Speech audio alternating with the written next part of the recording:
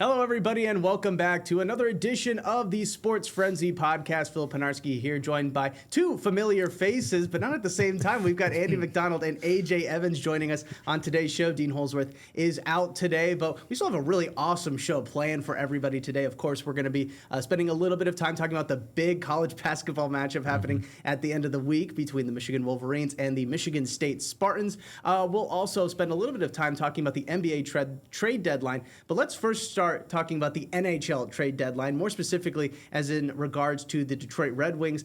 They have, since we last really brought them up on this show, they have fallen to second in the Atlantic, but they are still one of the top teams in all of the NHL, not just the Eastern Conference. I believe that they're tied for third in total points right now. They're 7-2-1 in their last 10 games, so still doing really well. Like I said, tied for third in total points so far this season. Not too much to frown about, even though they did kind of lose that lead in the Atlantic. Yeah, no, for sure. It's definitely an interesting point. I feel like overall, just in what everybody calls the Yzer plan, Steve Yzerman's plan, which has been, for some people, like in my liking, it's been a little bit too long since the Red Wings have been in the playoffs. Some people have more patience. People that have more patience, I feel like they're starting to see that part of the plan pay off. Even though Simon Evanson's injured right now, obviously he's been a huge part of them being good. He spent a lot of time here in Grand Rapids. Lucas Raymond and Mo Sider, they were two draft picks that kind of came in at the same time for the Red Wings. They've both been signed to longer-term deals.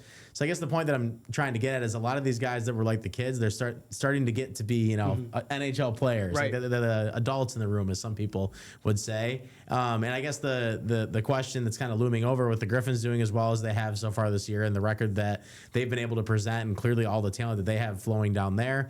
And even some of the players that have had to come up, like a Marco Kasper or Nate Danielson at times. John Leonard played really good for the Red Wings when he was up there. Some of those guys that have moved up, they've all been able to play at the NHL level. So it feels like maybe some of these guys could be trade pieces. It's obviously very hard to let go of a lot of these guys when they all have potential, and you never want to be the GM that trades away like the wrong guy, right? Like that's not what you want to do. But I guess like the question that everybody's asking is like who should they go get? What should they give up to get it? In my opinion, I think it's got to be on defense, especially now after the news about Simon Evanson that he's going to be out past the Olympic break probably. He may be able to come back when that's done. I guess a lot of Red Wing fans were pretty upset because it might kill their momentum with the Olympic break coming up. But now you're kind of like, well, we're missing one of our best defensemen. It might not be the worst thing in the world. But yeah, I would say I like a guy like Zach Werenski who plays for the Columbus Blue Jackets. That's kind of the guy that I'm eyeing right now. Yeah. He's a top defender in this league. He's been around for a while now, and it feels like the Blue Jackets are in a spot where maybe they would move some people. Obviously, the Red Wings are a team that's kind of close to home, but still I feel like it's something they can pull off just because of all the young prospects they have. It's hard to say exactly what players. I feel like some of the people that have kind of been thrown out there, like a Marco Kasper, Nate Danielson, some of those guys might be available for trade. If they were going to get somebody of that caliber to get this team over the hump with all the talent that they still kind of have coming up through even the Walleye that they still have in Grand Rapids, I feel like some of those guys are people that you would maybe include in a move to make a trade. So it'll be interesting to see what Steve does because we've never really seen him in the spot. But yeah, that's where I think it is right now. I think you got to add to your defense first and foremost, just because of the injury they just had. Right. Well, and this is something, kind of a larger conversation I think we should be having as far as Detroit teams go, because, we kind of saw that with the Tigers this past kind of playoff push. They didn't really make any moves at the deadline. We saw it with the Lions. We were screaming so many times during the first half of that season that you guys need to shore up that offensive line. You need some help on the defensive side because you're dealing with so many injuries, and they didn't make any moves. I don't know if I'm the only person that kind of feels that way right now with these Detroit teams. No, I would definitely say I agree with that, Phil. But I think some of it comes down to wanting to be loyal to your young guys and develop them. I think all Detroit teams have done a really good job of not only finding but retaining and developing talent. And with that, oftentimes, with parting with those guys, you're taking a risk bringing somebody else in. So I think that's a part of it as well. Yeah, for sure. I think you definitely do want to find the right culture fit in the room. We're going to get into that Pistons topic here in a second. I think that's definitely a big part of that right now. Right. But at the same time, it's like a lot of these teams that win, like eventually, I think back to like the Tigers when they made the World Series 2012. Like, yes, Prince Fielder ended up blew out his back and was never the same guy. But for a year, it was like really special, and it got him to the World Series. Like, that's the kind of move sometimes you need to make to get over the hump. And I think you said it right exactly with the fact that like they have such a hard time letting go of some of these guys because they developed all of them. Yep. You just at some point you got to make a move, I think, to make your team better at this level, because it's very unlikely that everybody's going to be good at the exact same time. And it is tough to pick like between those kind of guys, but that's why he makes that much money, and that's why I make not as much. So exactly. It's just at that point I feel like, especially for the Red Wings who are on the topic of right now, they just need to add more talent if they want to get to that level. Like they could make the playoffs. This team, they've been close the past 3 years now, and obviously they've had marches where they've kind of fallen flat in their face. Even if that doesn't happen, I don't think this team is going to. I mean, Patrick Kane came out a couple weeks ago and said that he thinks that this team put himself in the position to make a move at the deadline. He quickly backtracked and was like, yeah, like I think we have a good enough team in this room to do something as it is. But like, if you got a guy like that speaking up, it's pretty clear that even the player, I mean, Larkin last year, we talked about that at this time with what he said about like how he was pretty frustrated with the fact that they didn't make a move. It's obvious, like they need to add to that team, and I think something will happen. I'm finally believing it, but if it doesn't happen, a lot of people are going to be let down. It's not just going to be me. That's for sure. Exactly. Yeah, I know. And again, I mean, just you got to think that at some point you've got to make some kind of move. I'm not saying you got to make this crazy trade, franchise-altering move, but adding a few pieces here and there. And I think that also kind of brings up the Griffins aspect of this whole thing because, yes, they are the affiliate of the Red Wings, but it's been fun seeing them dominate the AHL as they've done so far this season. If the Red Wings do make a couple of moves, we could be seeing some of these Griffins players moving up the ranks a little bit, and then that could impact the Griffins as well. I mean, we want to see these guys succeed at that next level, but again, this is all really it's like a Rube Goldberg machine, honestly. You do one thing, you trade away some of these guys, and then the Griffins have to come up, and then the Griffins might be, off a little bit worse now because, they just are down so many guys that have played big minutes for them. I think if you're the Red Wings right now, especially the fans, like if you don't want to detach from some of these players, I think they're looking that the Red Wings have a lot of cap space. They have a lot of room to use there, and they also have a lot of draft picks coming up that they don't really need. I mean, that's just kind of the way it is right now. Like the whole mantra of I get rid of the picks. We'll say it that way. It's like I feel like that's what the Red Wings need to do right now because if they have so many guys that are still so young coming up through the system that are already playing good at the AHL level and even at the NHL level for some of them.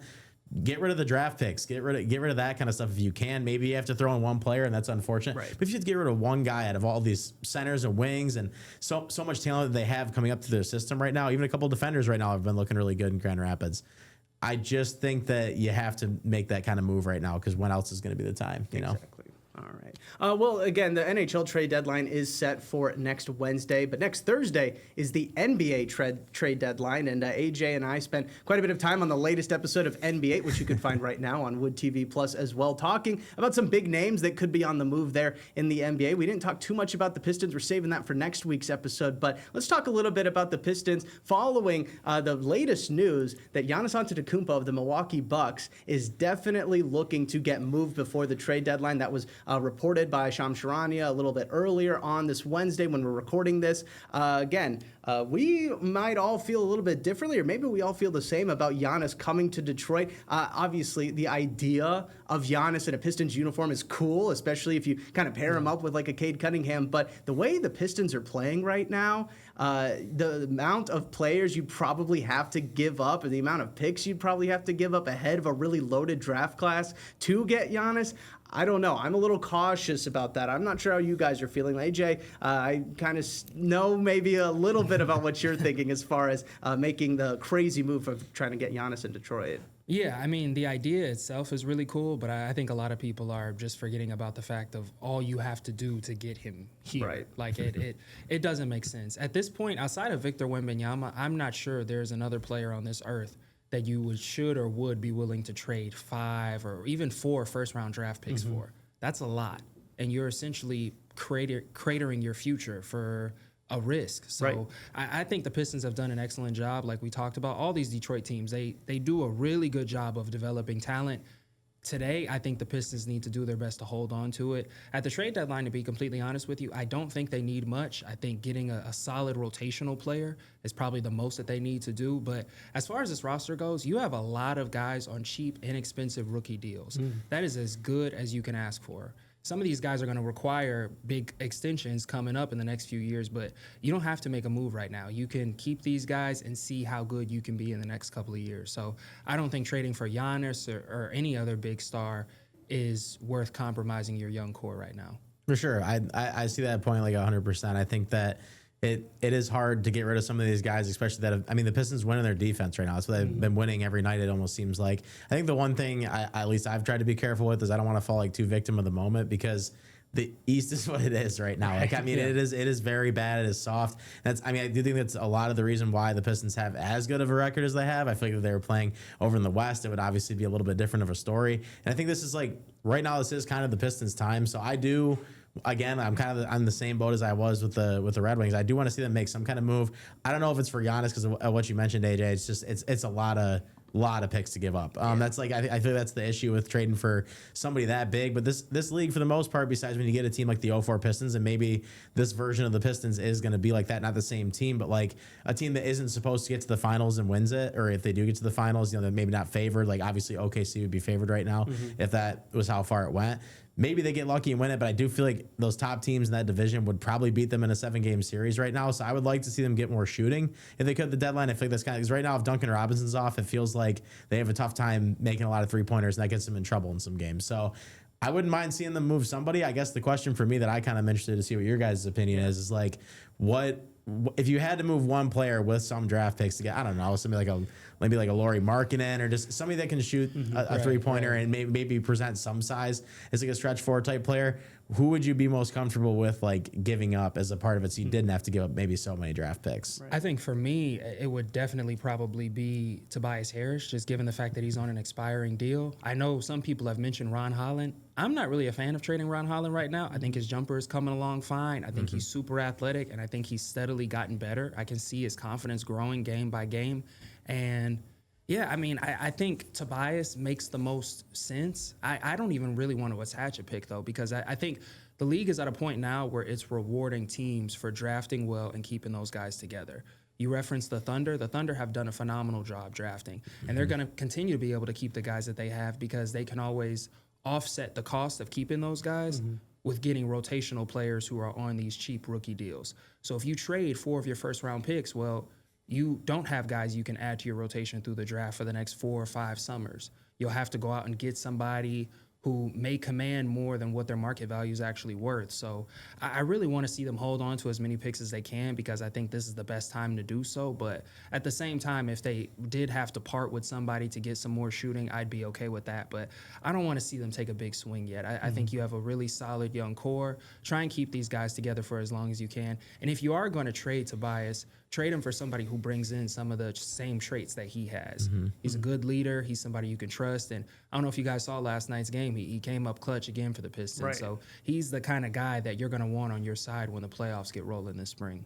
I do want to know how you guys kind of feel about this, because I really like Jaden Ivey, but he would be a guy that I would say that, you could probably part ways with. And it's not even the sense of, I don't think he's going to be a key piece to the Pistons in the future. I just think that he is really talented, and he is kind of getting lost in the shuffle right now with just how deep this Detroit team is, especially at the guard position right now. I think maybe if you were able to bring in a top guy for him and maybe give him another opportunity somewhere else to shine, I think that might be beneficial to everybody, honestly. Again, really like Jaden Ivey, but I think there's just, the injuries have gotten the best of him, honestly, in his time in Detroit so far. There's been like a lot of weird reports. Obviously, you don't want to take those so far, but like it seems like he's almost kind of disconnected from the team a little bit right now too, from what I've just been hearing. Like I've heard like kind of in shoot around, like it seems like he's not like talking to everybody until they go to like a breakdown or like whatever it is. I don't know if maybe he thinks he's going to be on the move or what it is, or maybe because he had to fight that injury for so long to come back, he just feels a little like left out or something. But it seems like that might be the guy, I guess, because Tobias, like what you said, for me, that was the biggest thing about him, is like it's the leadership quality. I feel like with this team and how well they are put together right now, it would be very hard to replace that just with somebody else. That's that's my only issue with that. I feel like if it was going to be anybody, it would probably have to be Jaden Ivey for me, just because of the position he plays, and maybe they could get somebody that wasn't going to cost as much of those draft picks to move on to get some more shooting on the outside. But again, it's all very few and far in between on what players you can get for a low cost, especially in today's NBA when it comes to giving up draft picks. So yeah, if they end up doing nothing, I'm not going to be like devastated by it. I just think it's interesting to think about, because it does feel like sometimes at the end of these games they lean on Cade like a lot to make shots when it's close, and it's very, very tough to do in a playoff series when you do it for 7 games in a row if that goes to that. So Yeah. So we're all kind of in the same boat here. Giannis, as great as it would be to see him in a Detroit Pistons uniform, maybe wait for him to come in free agency and not have to give up any of your core assets right now. yeah. Oh, yeah, for sure. I mean, it would be great. It's just, again, it's just It'd be weird though. I feel like it'd be more weird than much. anything seeing him in a Pistons uniform. Yeah, I think the other issue is too, he doesn't really even want to go to Detroit right now. I feel like he'd want to go to New York or Miami or something like that, where maybe it would be more fitting for him. But Yeah. Phil, I told you this yesterday. If Giannis is going to play for another small market in the Midwest, he might as well stay in Milwaukee. Right. And stay in Milwaukee. They will give him whatever he wants in Milwaukee. I can attest to that. I feel like if I was Milwaukee right now, I need to admit it though, kind of like it just feels like he needs a change of scenery for the end of his for career. sure. It's best for everybody right now. Well, and again, I feel like you get as much as you can right now. I mean, if you can find a team that is trying to make that final push into the playoffs, if you can find and they've got enough assets to give you back, I mean, why not? Just pull the on plug top of it too, he has had some injury issues too in recent weeks, so it's kind of like, do you really want to risk that too to give up all those picks? Yeah, it's just a lot going on there with that. And it's also important to know too, Giannis has an extension coming up, so he sort of holds the all deck the of power. cards and all of this. Like, so some team is going to have to get the okay from him and his people that's a place he'd be willing, or at least willing to consider re-signing with. Based on the way the Pistons have run this organization, I can't see him making that move right now either way. So well, and you got to think, with how great this draft class is going to be coming up. You got to think that you probably want to hang on to the picks if you're the Pistons. And speaking of this upcoming draft class, some of the guys that you will be hearing this upcoming June get their name called for NBA teams. Well, they're going to be on the court this Friday over in East Lansing as the Michigan State Spartans host the Michigan Wolverines in one of the biggest regular season Big Ten regular season basketball games I've seen in quite some time. It's going to be really an awesome game this Friday night. Guys, before we kind of get into the matchups behind it all, how cool is it that we've got these two top 10 teams going against each other in, again, a top 10 showdown this Friday? It's pretty awesome. I'm already a rivalry, and now you add all these extra stakes to it. This is what everybody wanted. I mean, like last night, I feel like even if you were a Michigan State or a Michigan fan with how close both those games got, you probably were like, if there's any game I'm going to cheer for them to win this year, it might be this one, just because you wanted Fridays to be like that big of a matchup. I love it. I think it's going to be a lot of fun to watch. I'm excited for that. There's a chance I might be going. I'm not sure if I'm going to be the camera person for that yet or not, but I'm hoping to be there. Either way, it's going to be special. I think what you saw from Michigan last night was good against Nebraska's a lot better of a team. Like, if anybody didn't respect them, Michigan has been kind of playing with their food a little bit the past few weeks for sure, and there's definitely some reason for concern there. But that's a good Nebraska team. I mean, they will take you down to the end of the shot clock, and they find a way to get a bucket somehow with the couple of point guards they have. That Hoiberg kid, man, he has a quick release. It was impressive to watch last night. Yeah, for sure. Oh, yeah. And I think what you saw from Michigan, though, not playing their best game, especially the second half. I think they started like 0 of 10 or 0 of 12 from the field, whatever it was. The refs did. I mean, people have their arguments with that. They shot a lot of free throws last night, but Michigan found a way to win that game. I felt like in a game where they absolutely did not have their best stuff, and that's important going into East Lansing because Michigan State's 100% going to be ready. I mean, I've been talking about this for weeks on this podcast. Tom Izzo gets that group ready no matter what, and I felt like last year Dusty May didn't have the same kind of preaching to his team going into those games because you could tell it mattered a lot more to those Michigan State players. And that's why they got out to the leads they did on them, and it just means a lot more. So I'm hoping that for the rivalry's sake, that at this point this week, that Dusty's like only preaching like this game does matter a lot more. Right. I've been in that environment now. I know what it's like to lose to them twice and what it feels to. We'll see how it all plays out. But I don't know about you, but I'm absolutely stoked for this game. Yeah, no, I am too. To be completely honest with you guys, I was not really sold on Nebraska for quite some time this year. I saw MSU play them, and I saw them in a couple of other games, and obviously their defense is really good. They move around a lot, but if anybody had any doubts after last night, it's all of those have to be squashed. They're for real. They're legit. And it's still crazy to me. Nebraska has not won a tournament game. Like, it's insane. So hopefully this team can go deep in March. It'll be fun to see. But no, like you said, this is going to be as good of a game as there is. We're really fortunate to have two big-time programs in the state. Tom Izzo has done a phenomenal job these last two seasons, especially with this group. Like, this group right now at MSU at East Lansing is not the most talented group he's ever had at all. But they have a point guard that's playing like an All-American, and they have a big man that's playing like an All-American. And then they've got a lot of other guys who are really beginning to excel in their own roles. So it's going to be a really interesting matchup. It's going to be super unique. MSU is still defending at a really high level. They're rebounding really well. They're the quintessential MSU team.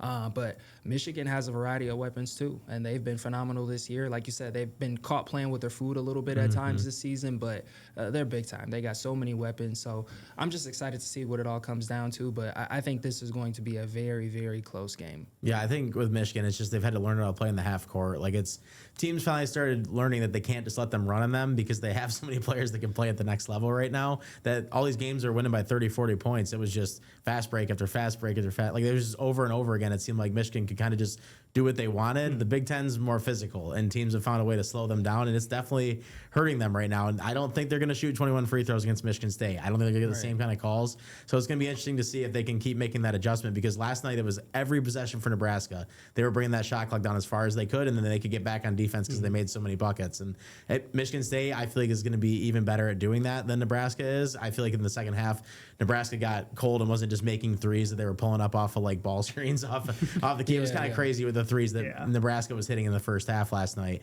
So Michigan State's one of those teams that can get it done from every part of the floor. I feel like that's going to be Michigan's biggest challenge going into this game, is trying to find a way to have offense in the half court, especially in an environment like the zone. Because from what I've heard, it's been just as good this year as it's been any other year. And I mean, I think the tickets are going for like $300 or something like that. I saw for a nosebleed. I mean, it's going to be packed on Friday night. It'll be interesting too to see, because Nebraska moves a lot off ball, and they have a lot of back screens. They have a million things going. Like, you have to guard all 5 guys, whereas MSU is a little more pick and roll oriented, and they've gotten really good at the pick and pop. I think that's where Jeremy Fierce has gotten a lot of assists. Jackson Kohler is a guy you have to step out on. So it'll just be interesting to see how Michigan matches up against these guys. You let Cohen Carr get one of those dunks early in that game, man. That place is going to pop off, and that's how I've been in that environment for some of the bigger games. I remember the most impressive one that I ever experienced when I was there was probably the Michigan winning when they had Mo Wagner that one year. They were huge Michigan season was kind of like starting to fall off the rails, and they kind of needed a win to get back in the end. So they ended up going to the national championship that year. But it felt like that game changed the whole season. Like that's how important this game can be for either team. Like, if you win on the road, it's a massive win for what it can jumpstart for the rest of the year. Sure. Well, and the rivalry, of course, gets a lot of attention around football season, and rightfully so. But the basketball season, especially with how good these teams are this year, I think even more so, the rivalry is going to be on full display. I was kind of surprised, though. I mean, obviously we've seen Michigan kind of put teams away. I think that they beat Gonzaga by 40 earlier this season, but they opened up as a 1.5 point favorite on the road in this one. And you guys just touched on how crazy the zone is for regular home games, especially for a big time one like this. I mean, are you guys surprised at the spread, I guess, or the odds for going into this one? I haven't looked at the line yet until you said that, and it's funny because I was actually thinking about that to myself today. I was like, if I was placing a bet on this and they're going to give Michigan one of these crazy 10, I didn't think they deserved 10.5 last night with the way they've been playing lately. I couldn't believe they gave them that against Nebraska. Nebraska sees that's more motivation. I feel like I get it because Michigan played so well early in the season, but Vegas has just still been taking Michigan no matter what, and it's kind of crazy to me. I think Michigan State 100% should be favored in this game. Yeah. I mean, it's a little crazy to me, but I think MSU's always been a program like this. I mean, even in the grand scheme of things, like, people refer to MSU as a blue blood, but Tom Izzo would not tell you that. People still think of Duke and Carolina and Kentucky as the schools above, even though MSU's always managed to compete with anyone. So I think MSU's fine being the underdog in this one, but I don't think it's right. Yeah, I mean, just at home too, like with the way Michigan State's had plenty of games they played close to people too, and I can see where Vegas still maybe likes Michigan's athletes over what, like you said, this isn't one of the time as those most talented teams. So maybe they're just going by what's on the floor and they're not taking all that into account. It seems to be what they do a lot, but I've been there too many times for that game. I just like when Michigan State plays it, they don't lose a lot. So I feel like it's not right to have them. I'd be, if you were a betting man, I'd be taking Michigan State on that one right now. Right, exactly. Well, and you got to think, I still can never bet against Tom Izzo. Again, they're on that at home, and I've said this for a couple of weeks now. Very few teams. I mean, I would stack up Michigan State's resume against any other team in the country, including Michigan. I mean, their only losses have been to Duke and to Nebraska now. And Nebraska, we just have been, glossing over the fact that was their first loss last night. They've been playing really, really well. So, again, I guess that kind of leads us into final predictions for this game. Going into this one, they play again at the end of the year, too. So, again, they're going to have another chance. Whoever does lose this, they're going to get a chance at some revenge. But going into this, who do you guys have winning? And who's your X factor in this one? Who do you think is going to have a big game, whether it's in the stats or not?